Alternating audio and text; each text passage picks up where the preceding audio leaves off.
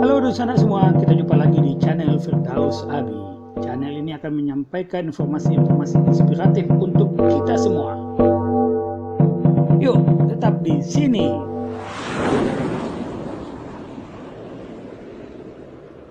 Kendalanya untuk kita di sini memang faktornya kurangnya ilmu jurnalistik, terutama pada anak kita. Bukan saja anak kita, termasuk guru. Sebelum dilanjutkan, jangan lupa komen, like, subscribe, dan tekan lonceng untuk mendukung kanal ini bisa berkembang dan mengabarkan info-info inspiratif buat kita semua.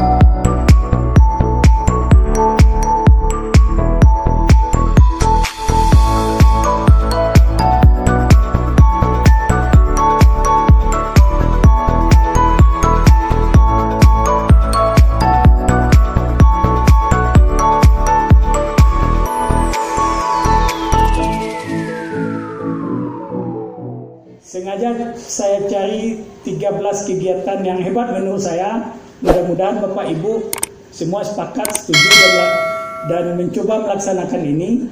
Saya cari 13 angka 13 sesuai dengan nomor sekolah kita.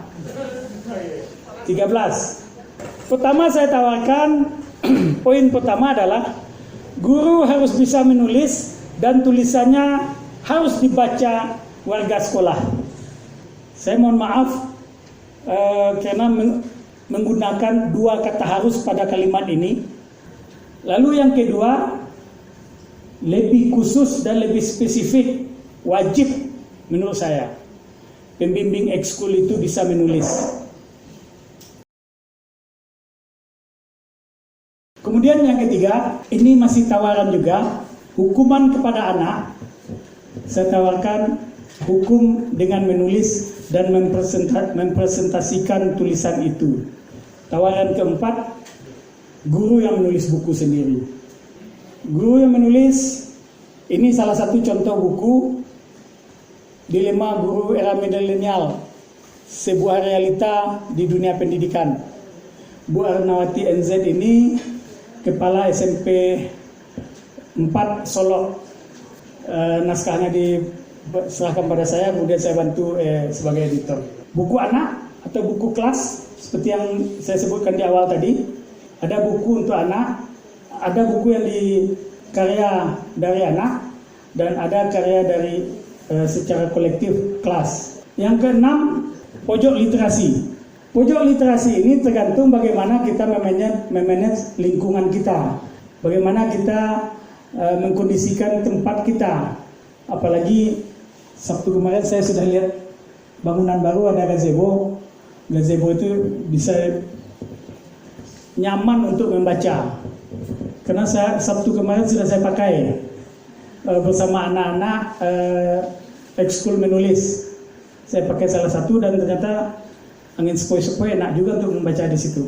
Ada kecenderungan hari ini anak-anak ketika sengaja datang ke perpustakaan itu, apalagi perpustakaan itu jauh dari kelasnya, mereka seakan-akan tidak menikmati.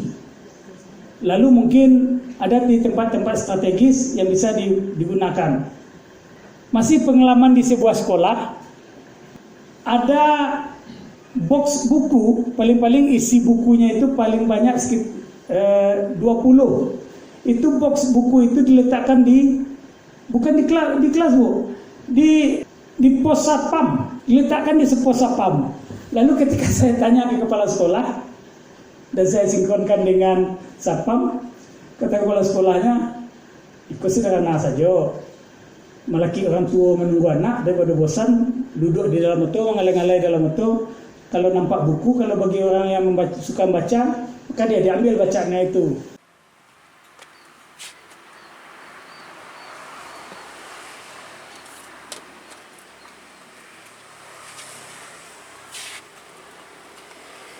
Di sana, ini pos sapam, pos penjagaan di sekolah ini, dan di pos ini ternyata ada sebuah box yang berisi buku.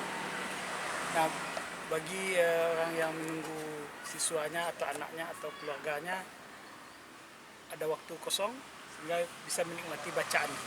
Nah, ini sengaja disediakan untuk tamu yang menunggu seseorang di sekolah ini. Oke.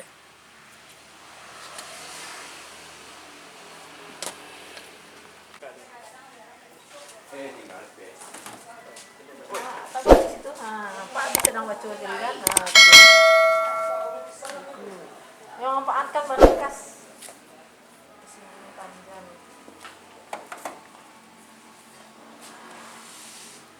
Sana semua ini di kulkas yang tidak dipakai menjadi lemari atau rak buku di sekolah ini. Luar biasa. Bisa juga mungkin pojok baca itu ada di dekat musala, di sebelah di musala mungkin pojok baca buku-buku berkaitan dengan kegiatan buku-buku agama, buku-buku pelajaran-pelajaran agama dan segala macam. Nah, ini yang memungkinkan bisa dinikmati oleh anak-anak kita. Ketujuh, nah ini masih bagian dari literasi. Saya tidak tahu kondisi hari ini di sekolah, tapi dari sejauh yang saya tahu selama ini, biasanya kalau sebuah ekskul atau OSIS mengadakan kegiatan, memang selalu ada proposalnya. Proposal itu kan diserahkan saja ke pembimbing atau pembina OSIS atau pembina ekskul. Nah, bagaimana kalau ke depan pada momen-momen tertentu mereka ikut mempresentasikan, sehingga dengan mereka mempresentasikan materinya itu, rencana-rencananya itu, ini sekaligus bisa mengajak mereka, memberikan pendidikan kepada mereka untuk bisa tampil berani bicara. Kan akan berbeda naskah yang ditulis saja dengan yang disampaikan. Begitu juga dengan selesai materi.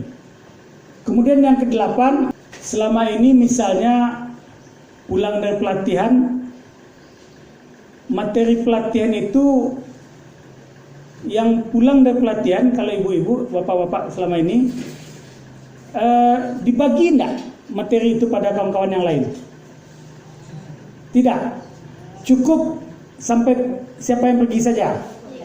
Jadi kalau Pak Asril disuruh ke Jakarta ikut sebuah acara, pulang dari situ Pak Asril anak saya ya. Itu Pak Asril makan seseorang dokter. Nah, mungkin ke depan saya tawarkan lagi, saya hanya bisa menyampai-nyampainya, ngumpul-ngumpuli Pak Kepsek, Pak Kepsek. Kalau dilaksanakan alhamdulillah, kalau tidak awas. Misalnya seperti ini, minimal pada guru bidang yang sama. Kalau guru bahasa Indonesia pulang mengikuti pelatihan atau pendidikan apa namanya, lalu pulang dari sana, maka minimal seluruh guru bahasa Indonesia yang ada di sekolah ini harus mendapatkan bekal yang sama dari guru yang ikut. Karena ada dua nilai yang bisa kita dapatkan di situ. Satu, yo le sabana-bana satu ibu ko apa ko tindak. Lain tak baik ke Jakarta ambil absen datu satu di saat pembukaan penutupan saya. Kan ikut penuh tuh. Pembukaan hari Senayan, penutupan hari Minggu. Buka tutup sana nanti. Materi nan berjalan kok gitu. Dan sudah dibiayai keluar SPPD dan segala macam, itu buka tutup. Balik dari situ, ketika ditanya oleh kawan, babu samuanan biasa, tidak berubah-ubah, cuma teralah.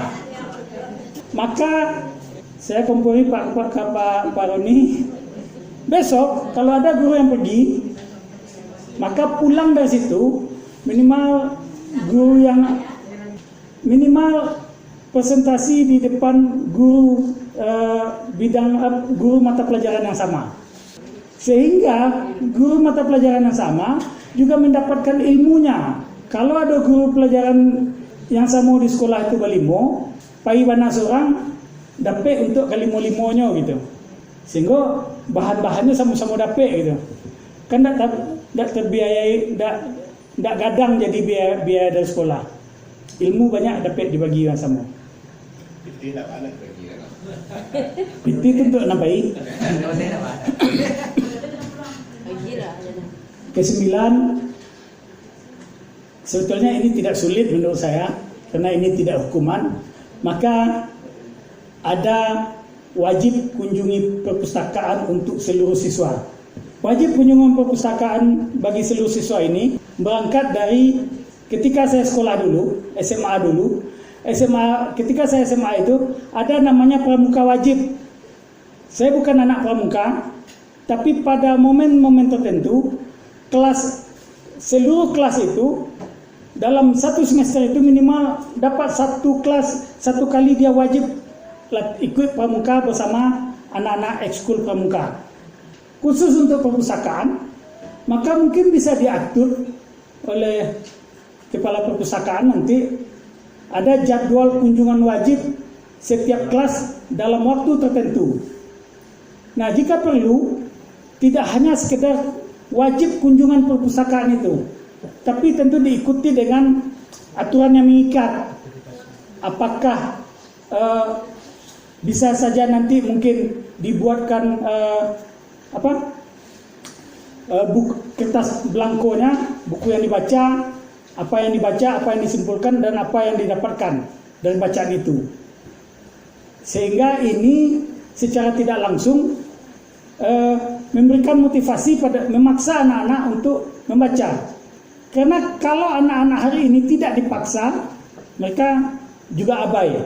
Anak sekolah baca dong, anak sekolah baca, anak sekolah harus wajib baca. Ke-10 mading. Mading ini sebetulnya bisa dijadikan 3 kategori, walaupun saya tulis di sini mading kelas. Pertama, mading kelas.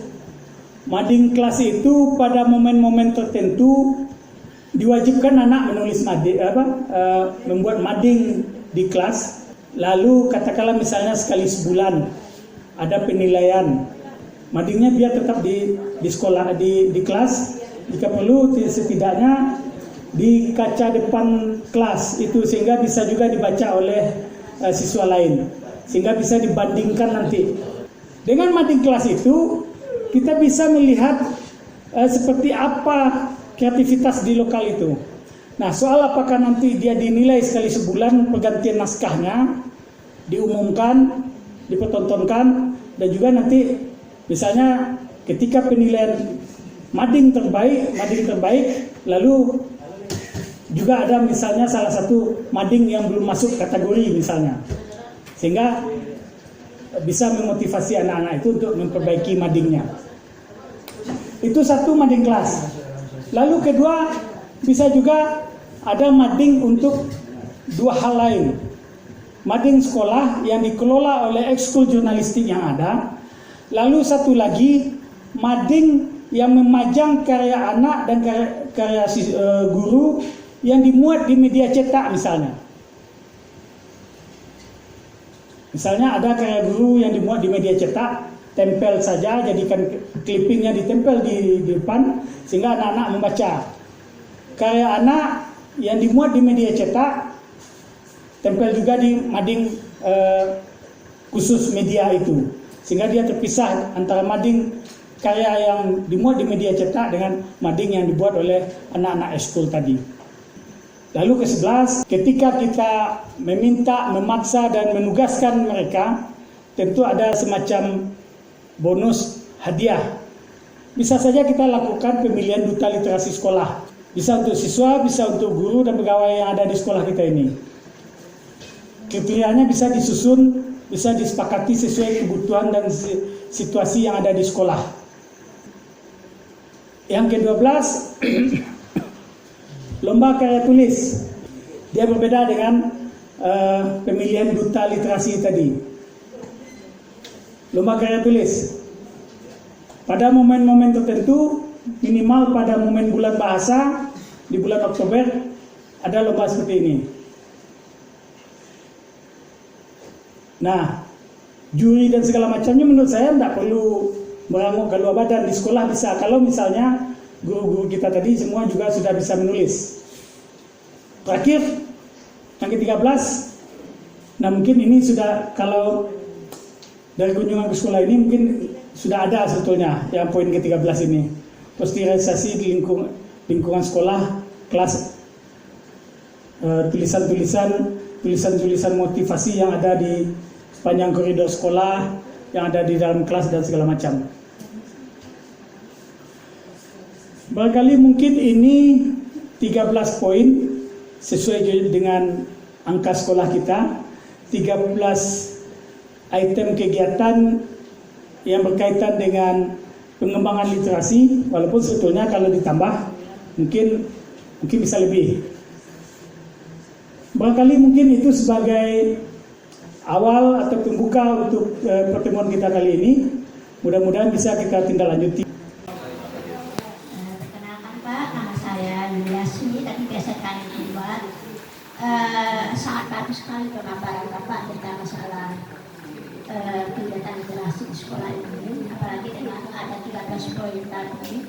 Itu membuka wawasan kami sebagai guru, bagaimana literasi itu bisa menjadi suatu budaya ke depan bagi anak-anak kita yang ada di sini. Kendalanya untuk kita di sini memang faktornya kurangnya ilmu jurnalistik, terutama bagi anak kita. Bukan saja anak kita, termasuk guru. Guru masalah menulis juga boleh dikatakan secara pribadi, saya pribadi juga minim ya Pak ya, masalah menulis agak kesulitan memulai untuk menulis itu gimana, dari mana memulainya, itu yang apa saya. Saya juga pernah mau tamat sekolah SMA ya Pak ya, wajib setiap siswa yang tamat menulis sebuah karya tulis terserah maunya apa. Cuma saya ini sekarang tidak berbudaya Pak, saya tidak tahu di mana di dalamnya sekarang budaya seperti itu. Baik Ibu, saya coba jawab satu persatu. Majalah sekolah memang berkaitan dengan kesanggupan pembiayaan, dan masing-masing sekolah punya situasi, punya cara yang berbeda menyikapi itu. Misalnya terakhir saya mendampingi siswa SMA 4 Bukit Tinggi, ada kumpulan puisi kabar negeri itu, kumpulan puisi anak SMA 4 Bukit Tinggi. Semua siswa diwajibkan oleh kepala sekolah untuk menulis puisi. Semua siswa diwajibkan minimal satu puisi.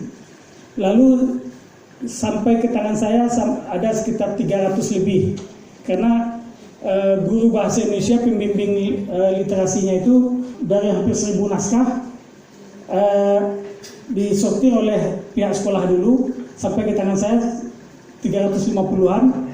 Lalu dari 350-an itu saya baca semua, lalu saya komunikasi dengan pembimbing menulis. Akhirnya di dalam buku ini 153 naskah.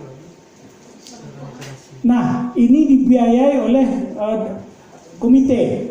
Seluruh siswa dapat satu buku Pak. Ini dibiayai oleh komite full. Lalu kumpulan cerpen anak SMA Unggul Nama Saya. Kedua buku ini kami proses pas ketika suasana COVID semakin menjadi-jadi gitu. Keduanya meminta pada saya pada awal puasa gitu. Awal puasa, lalu saya tanya targetnya kapan? Paling lama 2 bulan jadi buku Pak Ben. Oke, saya bilang 30 naskah cerpen. Lalu kita sortir, hanya bisa setelah diperbaiki. Nah, kembali kepada anak. Ada anak yang tidak mengembali setelah dianjurkan ini seperti ini. Ada yang tidak menyikapi, maka kami tinggalkan. Ini ada 21 naskah cerpen. Nah, kalau yang tasbih untuk Papa ini kumpulan cerpen dia sendiri, satu anak. Semua cerpen yang dimuat di buku ini sudah pernah dimuat di koran semuanya. Naskah cerpen pertama dia dimuat di koran ketika dia kelas 6 SD, masih di bawah bimbingan Bengkel Literasi Rakyat Sumbar. Nah, ini memang terkait kesiapan kesanggupan sekolah. Kalau soal menulis, Ibu, menurut saya menulis itu sebetulnya tidak serumit yang dibayangkan selama ini, tidak sesulit yang dibayangkan. Yang sulit dalam menulis ini adalah membayangkan menulis. Yang sulit dalam menulis itu adalah membayangkan menulis itu sulit. Itu sih sebenarnya. Kalau lagi coba, insya Allah pasti bisa. Kalau tidak percaya, Papa ibu-ibu, kalau namu besok masih sekolah Pak, masih belajar. Oke. Salah saya loka karya cobaan nggak sekali. Cara mencobanya, 2 langkah yang harus dilakukan. Satu, kalau maleh menulisnya, itu NC rekaman. Itu mengecek sih di rekaman tuh. Apa pikiran awak yang akan awak sampaikan di pikiran tuh. Google Voice Pak. Ya, misalnya awak akan nulis tentang literasi di sekolahku. Ideal ya, literasi di sekolahku.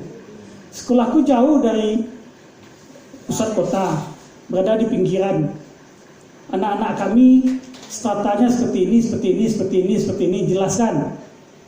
Lalu guru-gurunya guru-guru hebat, bukti hebat, rata-rata jauh tinggalnya masih ada tidak ada yang terlebih pernah datang ke sekolah. Itu misalnya, walaupun mungkin cek 2 ya terlebih. Nah, wajar itu saya. Lalu sesudah itu selesai, kemudian bisa diketik ulang atau disuruh anak ngetik. Itu mungkin boleh dikatakan 90% jadi tulisan itu. Itu satu langkah. Langkah kedua, langkah yang keliru menurut saya terjadi pada penulis pemula, pada orang yang baru belajar menulis. Apa kekeliruannya? Ketika mulai menulis, baru 1 kalimat, baru 2 kalimat, kau tidak rancak kan? Diulang balik, badilet itu. Lalu selesai 1 paragraf, diikut atau ikut, nyebaca de pasril buka, nyuci mewah de pasril, wah ulang lo balik. Takai itu saya sehari semalam tak jadi tulisan tu dah. Percayalah. Kamu dia membentuk sore warna pink.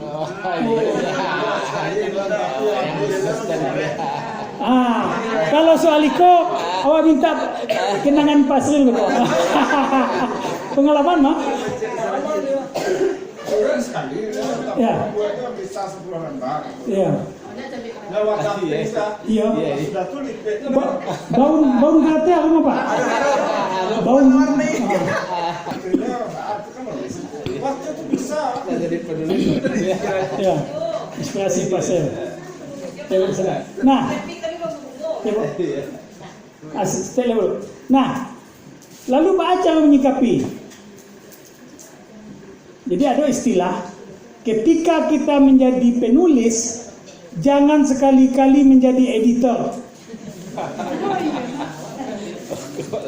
Apa itu editor? Editor adalah orang medit. Jadi kalau awak jadi penulis, awak tadi niat jadi apa? Jadi penulis kan? Tulisnya dulu lanyau saya tulisan tu. Apa lagi dibikin? Beko kecek pasril nak rancak peduli awak je pasril. Itu satu. Yang kedua, alun lu tahu nemu pasril kamu baca punya awak dah. Dibaca oleh kawan lain. Rancak mah.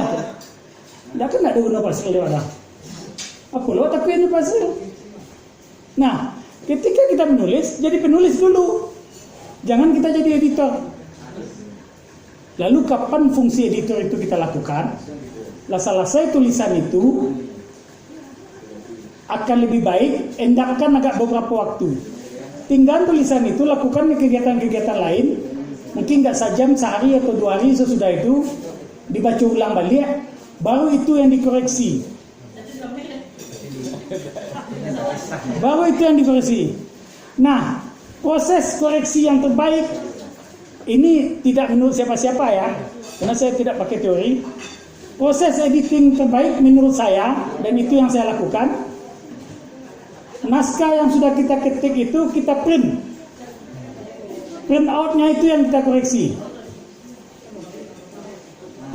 print outnya itu yang kita coret-coret. Jangan naskah yang soft copy-nya itu yang kita perbaiki, karena biasanya kalau naskah yang kita koreksi, naskah soft copy-nya itu yang kita edit, kita biasa kesulitan untuk melihat dari secara utuh. Lalu soal karya tulis. Karya tulis, saya mengalami hal yang sama ketika tamat SMA itu. Ketika saya tamat SMA itu 2 yang harus dilakukan. Satu, siswa itu harus ada keterampilan khusus.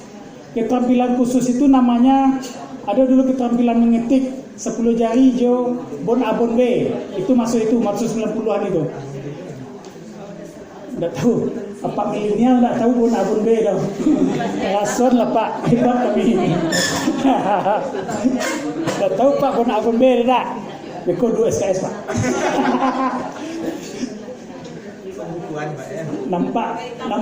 Nampak kelas usia. Beda generasi. Nah, lalu ada menulis tulisan karya ilmiah ketika itu. Hari ini memang tidak ada, tapi salah satu contoh hari ini ada guru bahasa Indonesia di SMA 3 Padang dulu.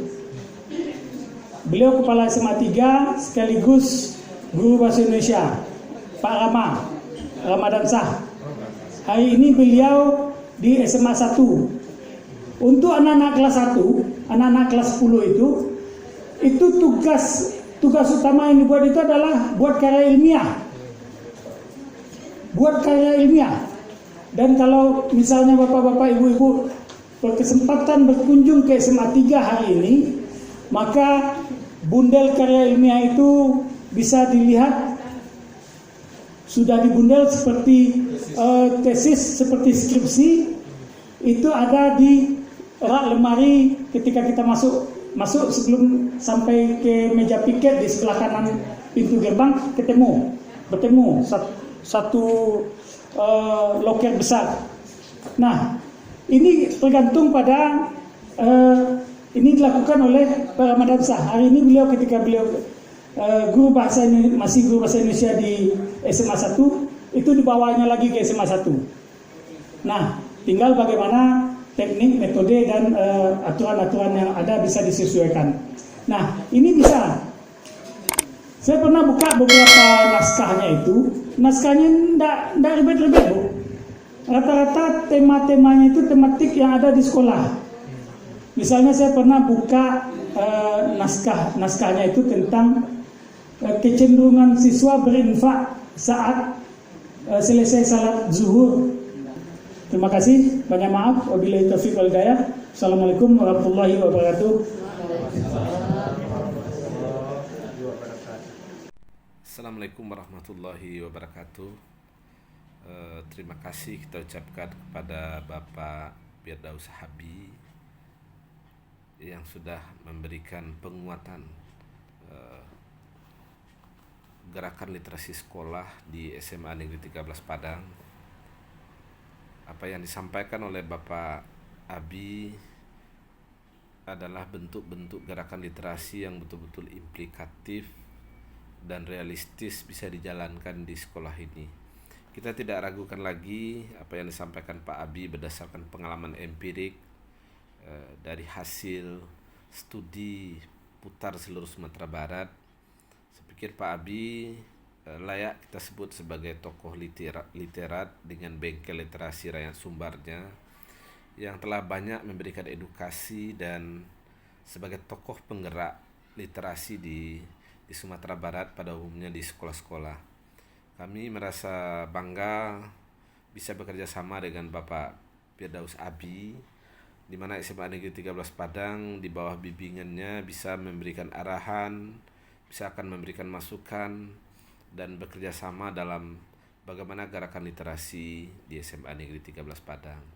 Ini sebetulnya sudah diawali dengan kerjasama atau MOU dengan rakyat Sumbar ketika kita mendapat trigger dari Kementerian Pendidikan dengan membentuk eskul literasi. Kami yakin dengan bimbingan dan arahan dari Bapak Abi dengan segala pengalaman yang lengkap bisa memberikan warna kepada peningkatan karakter peserta didik di SMA Negeri 13 Padang dan di Sumatera Barat pada umumnya. Sekali lagi kita pun berharap generasi muda ke depan bisa menjadi generasi yang bisa mengambil pembelajaran dari apa yang nampak seperti falsafah alam Minangkabau, apa yang tersurat dan apa yang tersirat, dari apa yang nampak dan dari apa yang dibalik itu. Sekali lagi kerjasama dengan Bapak Abi sangat bisa membantu kami memberikan arah bagaimana gerakan literasi di sekolah maupun di tengah-tengah masyarakat. Assalamualaikum warahmatullahi wabarakatuh.